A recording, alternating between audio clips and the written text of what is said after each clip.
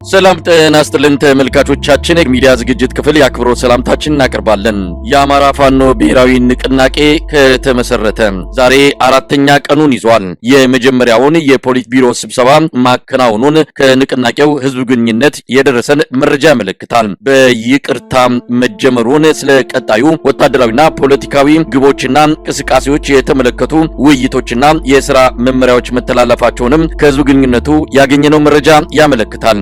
በሌላ በኩል በተለያዩ የአማራ ክልል እየተካሄዱ ያሉ የህልውና ተጋድሎችም እንደዚሁ ተጠናክረው ቀጥሏል። የአገዛዙ የድሮን ጥቃት በሚሊሻ ሰራዊቱ ላይ አሁንም እንደቀጠለ ነው። የመከላከያ ሰራዊቱ ህዝብ ግንኙነት ስለሚባለው ነገር የማውቀው ነገር የለም ብሏል። በዚህና በሌሎች ጉዳዮች እንደዚሁም በአማራ ክልል ወቅታዊ ሁኔታ ላይ በማተኮር ከዘውትር ተሳታፊያችን ጋር ቆይታ አድርጋለሁ። በጣም ነው ማመሰግነው። እንግዲህ ከአንድነቱ መንፈስን ጀምር ብዙ ነገሮች እየተባሉ ነው። የአርበኛ እስክንድር ነጋ መልቀቂያና በዛ ዙሪያ ያሉት ነገሮችም የተወሰነ ውዝግቦችንና አንዳንድ ሐሳቦች እንዲነሱ አድርጓል። ለማንኛውም ከመንፈሱና ካመጣው አጠቃላይ የህዝብ ስሜትና የደስታ መልእክቶች እንጀምርና እንዴት ነው አቀባበሉ? ህዝቡ እንዴት እየተቀበለ ነው? ከአማራ ክልል ባሻገር ስሜቱ በተለያዩ የኢትዮጵያ አካባቢዎችም በደስታ እየተገለጸ እንዳለ ነው የሰማነው።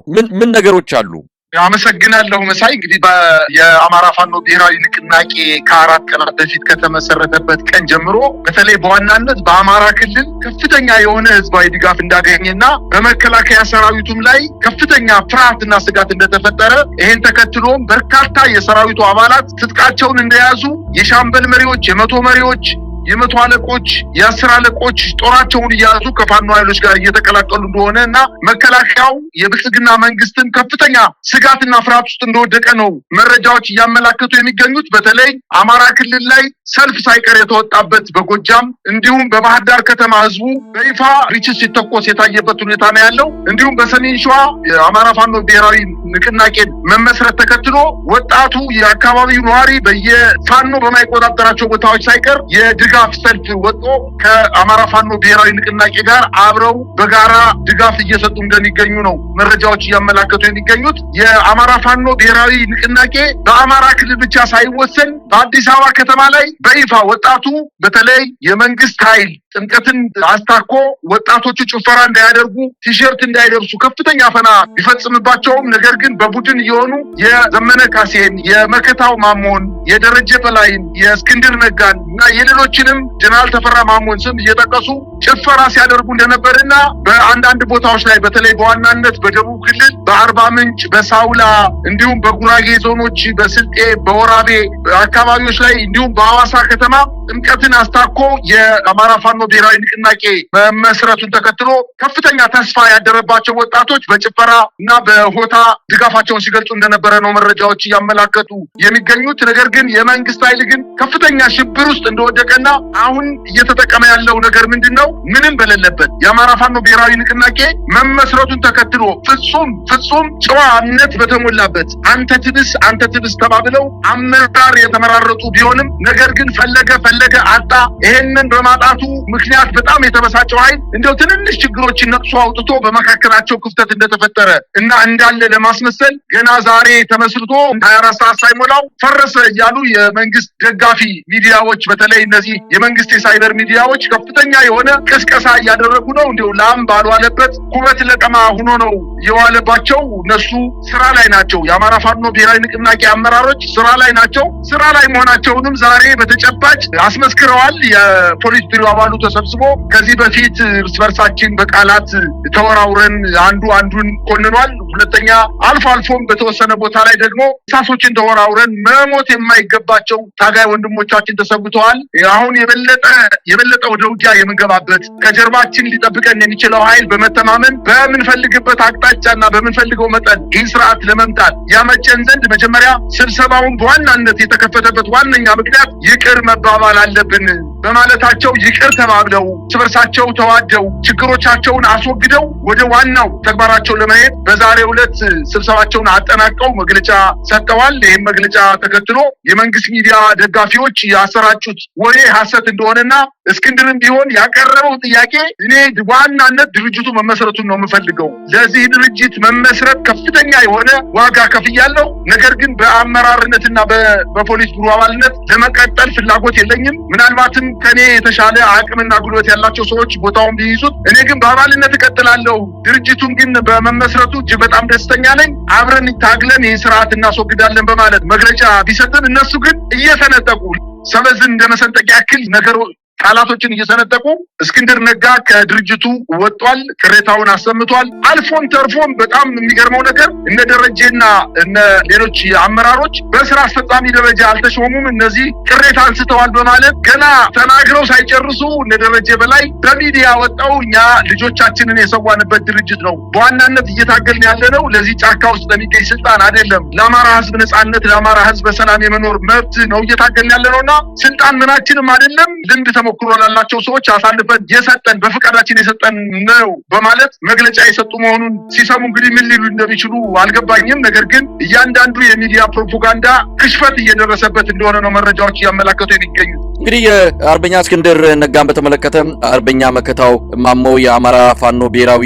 ንቅናቄ ተቀዳሚ ምክትል ሊቀመንበር ለአንከር ሚዲያ የሰጠውም እንደዚሁ ተላለፈ ነው። በእስክንድር ዙሪያም ያለውን ነገር ባጭሩ የምናነሳ ይሆናል። ነገር ግን ከዚህ የአማራ ፋኖ ብሔራዊ ንቅናቄ ምስረታ ጋር ተያይዞ ሰራዊቱ ዘንድ በመከላከያ በሚሊሻና በአድማ በታኝ ጥምር ሰራዊቱ ጋር ያለው ነገር በጣም በከፍተኛ ፍጥነት እየተቀያየረ ይገኛል። ከፍተኛ ቁጥር ያለው የሚሊሻ ሰራዊት እየከዳ ነው። የአድማ በታኝ ሰራዊትም እንደዚሁ ቦታውን ለቆ ወደ ፋኖ መንደር እየገባ ነው። መከላከያ ሰራዊትም በተመሳሳይ ይህ የአንድነቱን ጊዜ ሲጠብቁ እንደነበረ በሚያስታውቅ መልኩ ነው ቁጥራቸው ከፍ ያለ ሁኔታ በተለየ መልኩ ባለፉት 3 እና 4 ቀናት ውስጥ በራሳቸው ጊዜ እጃቸውን የሚሰጡ ሰራዊቱ አባላት ቁጥራቸው እየጨመረ የመጣው። ይህንንም ተከትሎ እንግዲህ የብልጽግናው ጀነራሎች ስብሰባ መቀመጣቸውም ይነገራል። ምክትል ኤታ ማጆር ሹም ጀነራል አበባው ታደሰ በአፋጣኝ ነው ደብረ ብርሃን ሰሜን ሸዋ መግባቱ የተገለጸው። ጀነራል ሹማ አብደታም እንደዚሁ ከሌሎች የዞን አመራሮች ጋር በመሆን ያለውን ሁኔታ እየገመገሙ እንዳለም ነው የሚነገረው። ጀነራሎቹ በዚህ አይነት መልኩ ሚሊሻው እየከዳ መሆኑ አስደንግጧቸዋል። ስለዚህም የአማራ የጸጥታ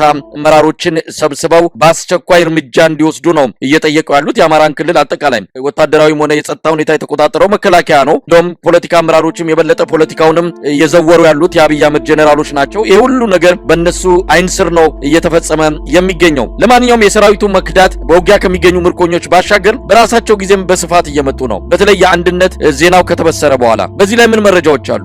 መሳይ እነዚህ የአማራ ከወረዳ ጀምሮ ትግል ከተጀመረበት ከ30 ወራት በፊት በወረዳ ደረጃ ስለነበረ ከየትኛው ወገን መቀላቀል አለብን የሚለው ጥያቄው መልስ ስላላገኘላቸው እንደው በተናጠበ ሁኔታ እየተበተነ ልክ እንደ ባብ ልጅ እየተበተነ 4ም 5ም 10ም እየሆነ እየተበተነ ከመከላከያው ወደ ፋኖ ኃይሎች እርስ በርሳቸው ቃላት ሲወራወሩ እርስ በርሳቸው በአንዳንድ ቦታ ላይ ውጊያ በማድረጋቸው ምክንያት የመከላከያም የአድማ ብተናም የሚኒሻም የሰላም አስከባሪ ኃይልም ብለው ያቋቋሙት ታጣቂ ኃይል ከየትኛው ወገን እንግባ የሚል ጥያቄ አንስቶ ስጋትና ፍርሃት ስለነበረበት የሚፈለገውን ያክል ቁጥር ወደ ፋኖች አልተቀላቀለም ነበር። መከላከያም ደግሞ ይሄ ድርጅት ሲመሰረት የአማራ የህዝብና የፋኖ ትግል አንድ መሰረታዊ ድርጅት አቋቁሞ የአማራን ህዝብ ለማታገል እንቅስቃሴ ሲያደርግ ምን ያክል ጉዳት እንደሚደርስበት ጠንቅቆ ስላወቀ ምንድነው ያደረገው?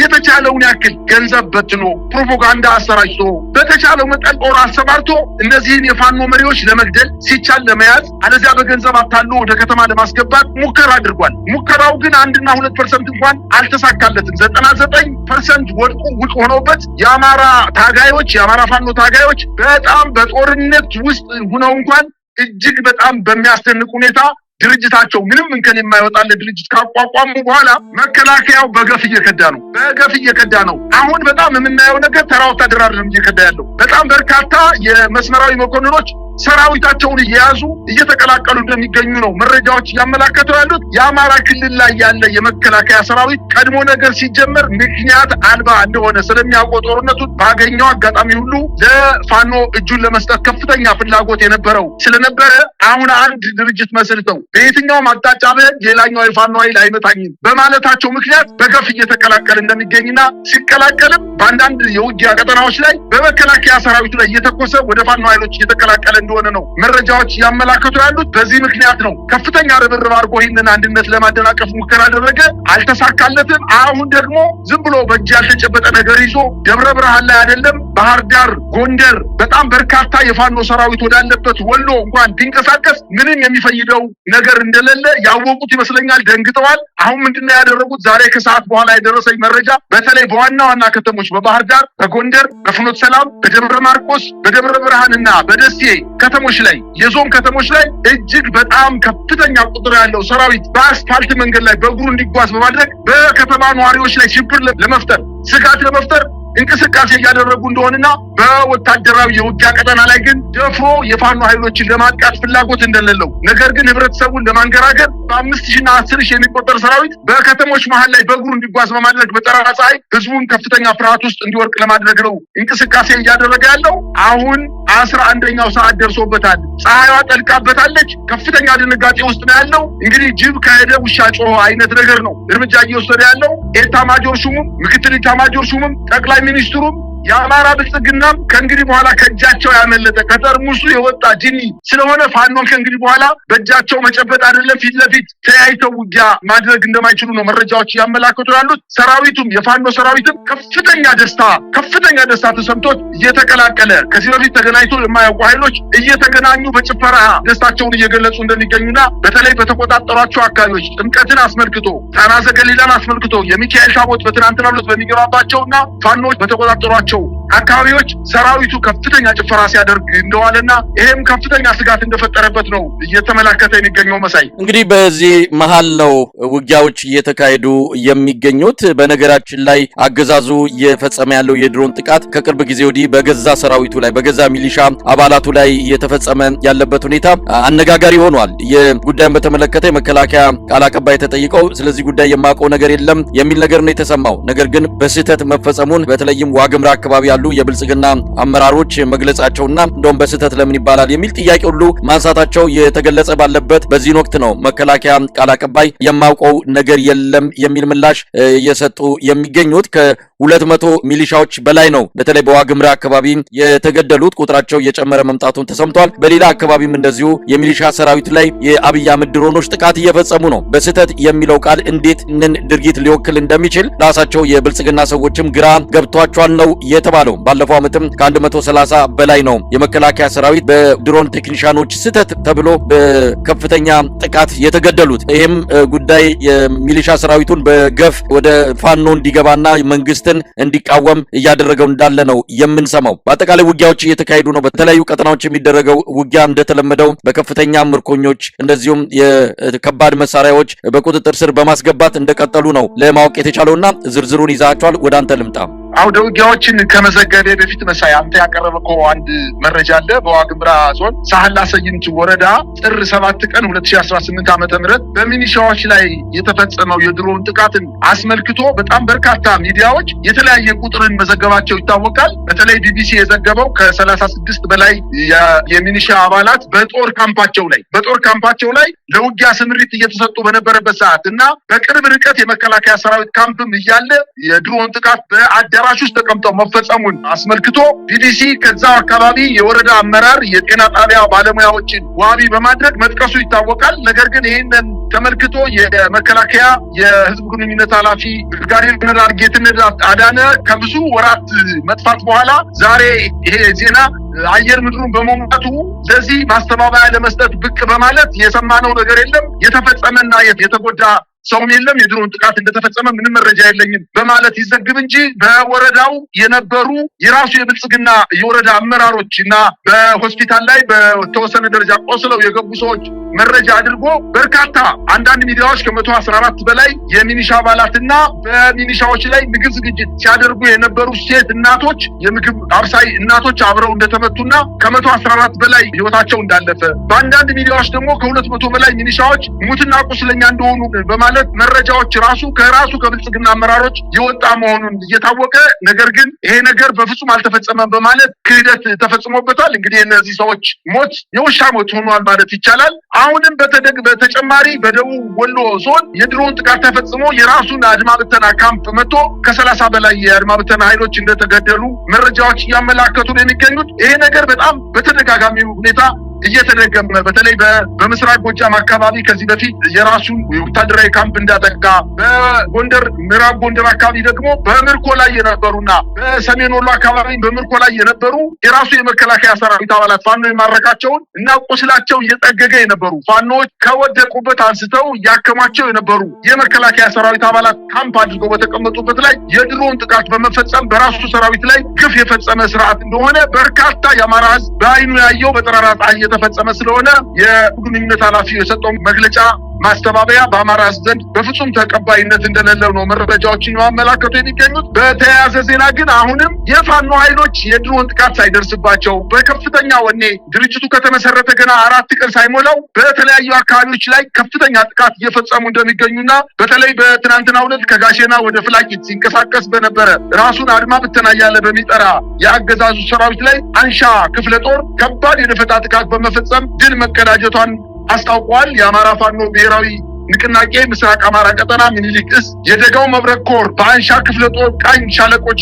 በአገዛዙ ሰራዊት ላይ በተጠና የደፈጣ ኦፕሬሽን በርካቶች ሙትና ቁስለኛ ማድረጉን አስታውቋል። የአማራ ህዝብ ክዶ በሆዱ እየተገዛ ባለ ራሱን አድማ ብተና እያለ በሚጠራው የአረጋ ከበደ ሰራዊት ላይ ጥር 13 ዛሬ በመቄት ወረዳ ወቄታ በተባለ ቦታ ላይ በፈጸመችው የደፈጣ ጥቃት 9ኙን በመደምሰስ በርካቶችን ደግሞ ማቁሰል መቻሉን አስታውቋል። እንግዲህ ከጠዋቱ 4 ሰዓት እስከ 6 ሰዓት በዘለቀው ውጊያ የአገዛዙን ጦር ክፉኛ ተመቶ የራሱን የተመታበትን ሰራዊት እንኳን ማንሳት ሳይችል መቄት ወደ ተባለ ቦታ ላይ ተዝረክርኮ እንደተመለሰ ነው መረጃዎች እያመላከቱ የሚገኙት መሳይ። እንዲሁም በትናንትናው ዕለት ጥር 12 2018 ዓመተ ምህረት በድላንታ ወረዳ አንጣጉና ቀበሌ ላይ ከቀኑ 7 ሰዓት እስከ ምሽቱ 1 ሰዓት ተኩል በዘለቀ አውደ ውጊያ በብርሃኑ ጁላ የሚመራው የብልጽግና መከላከያ ሰራዊት ከ29 በላይ የመከላከያ ሰራዊት መደምሰሱንና ከ47 በላይ ቁስለኛ መደረጉን ይሄ ውጊያ በጣም ፈጣንና እጅግ በጣም አስደናቂ ድል የተገኘበት እንደሆነ የህዝብ ግንኙነቱ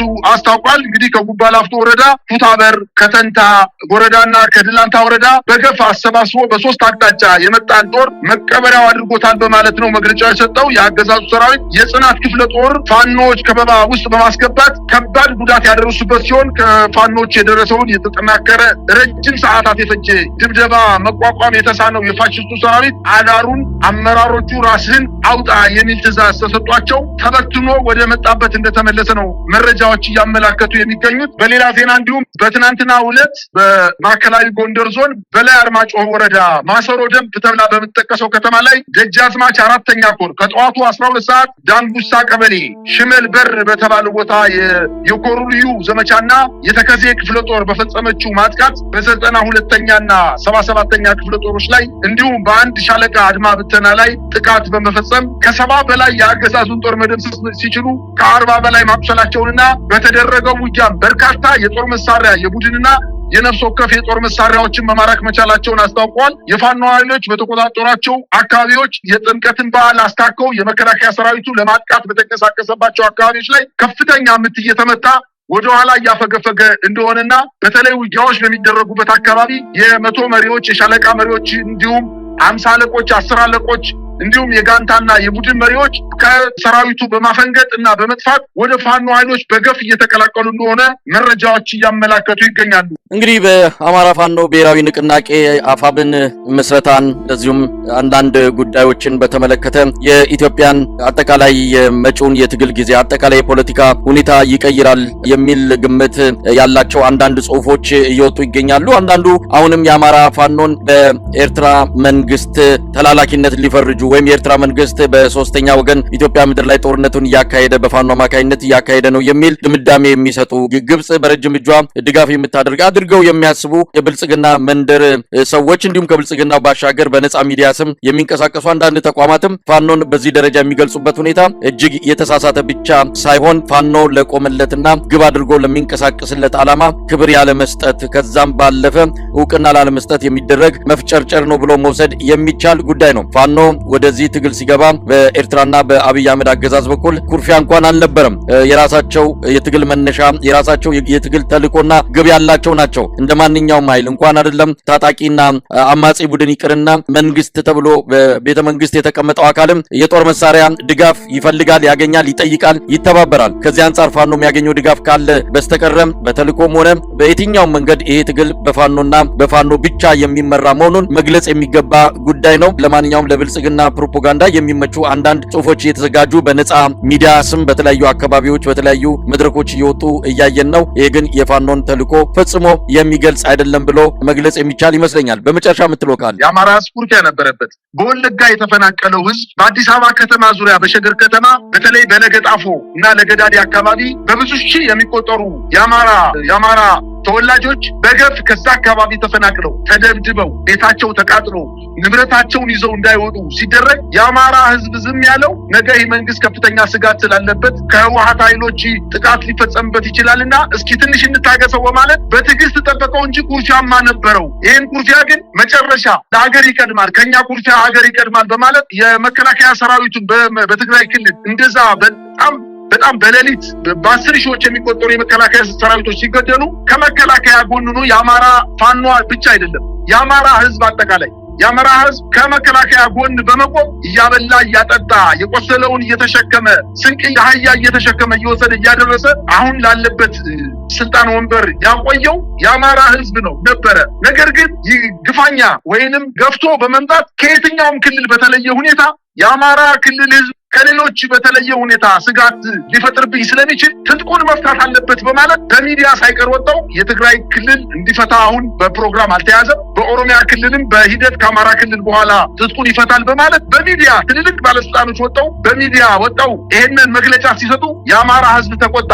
የአማራ ህዝብ ሲቆጣ ከአማራ ህዝብ አብራክ የተወለዱ በጥቂት የሚቆጠሩ ወጣቶች ጫካ ገቡና መሳሪያቸውን ይዘው ገጠሙት። ፈራረሰ፣ ተመታ፣ አፈረ።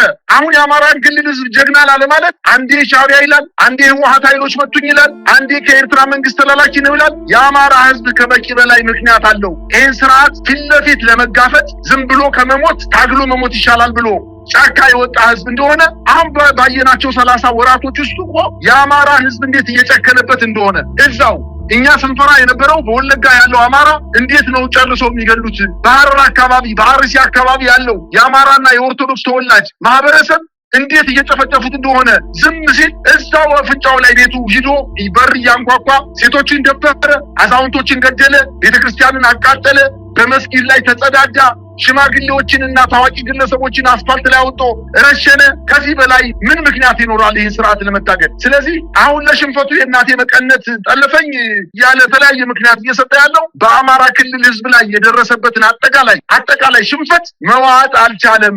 እንዲውጠው ተገዶ እንዲውጠው ግን የአማራ ኃይሎች አንዱ ነው መጣውበታልና በአጭር ጊዜ ውስጥ ያስወግዱታል። ነገር ግን የሻዕቢያ ተላላኪ፣ የግብጽ ተላላኪ፣ የህወሓት ተላላኪ ይበል እንጂ የአማራ ክልል ህዝብ ከግብጽም በላይ ነው። ምክንያቱም በአባቶቻችንና በአያቶቻችን ግብጽን መተው አሳፍረው በመሬታቸው የመለሰው የአማራ ህዝብ ነው። ሻዕቢያም ቢሆን ከአማራ ህዝብ በላይ ምክንያት የለውም ይህን ስርዓት ለመጠም። ወንዝ ተሻግሮ አልመጣም። የህወሓት ኃይሎችም ቢሆኑ ከኛ ያልተናነሰ በደል የደረሰባቸው ህዝቦች በመሆናቸው ህብረት ፈጥረው ይህን ስርዓት ቢወጉት በፍጹም ምክንያት አልባ ነው ማለት አይቻልም። በአጠቃላይ ግን የአማራ ክልል ህዝብ በዚህ ስርዓት ላይ በቡድን ብቻ ሳይሆን አጠቃላይ ህዝቡ በ60 ሚሊዮን የሚቆጠር ህዝብ ይህን ስርዓት የማይፈልግ መሆኑንና ከፋኖ ኃይሎች ጋር ደስታውን አንድ ስለሆኑ ደስታውን እየገለጸ ለወደፊቱም ደግሞ አብሮ ታጥቆ የአባቱ ጡረተኛ ወታደሮችን ሳይቀር አስታጥቆ ወጣቶችን አስታጥቆ ሴቶችን አስታጥቆ ወደፊት እየገፋ እንደሚመጣ ነው ተስፋ ማደርገው። መሳይ በጣም ነው ማመሰግነው። እንግዲህ የድርጅቱን አመራሮች ቀደም ሲልም ተቀዳሚ ምክትል ሊቀመንበር አርበኛ መከታው ማሞን እንደዚሁ በድርጅቱ መስረታና አንዳንድ ጉዳዮች ላይ ያነጋግረናል። ሌሎችም አመራሮች ወደፊት እንደሚመጡ ነው። እንዲሁም መሀል ላይ ሆነው ሲሸመግሉ የነበሩ አስታራቂ አሸማጋይ የሆኑ አካላትንም እንደዚሁ አቅርበን እንዴት ነበረ፣ ምን ታስበዋል፣ ምን ይደረግ፣ ከማን ምን ይጠበቃል የሚሉትን ጨምሮ በበርካታ ጉዳዮች ላይ የምንወያይ ይሆናል። በጣም ነው ማመሰግነው። እግዚአብሔር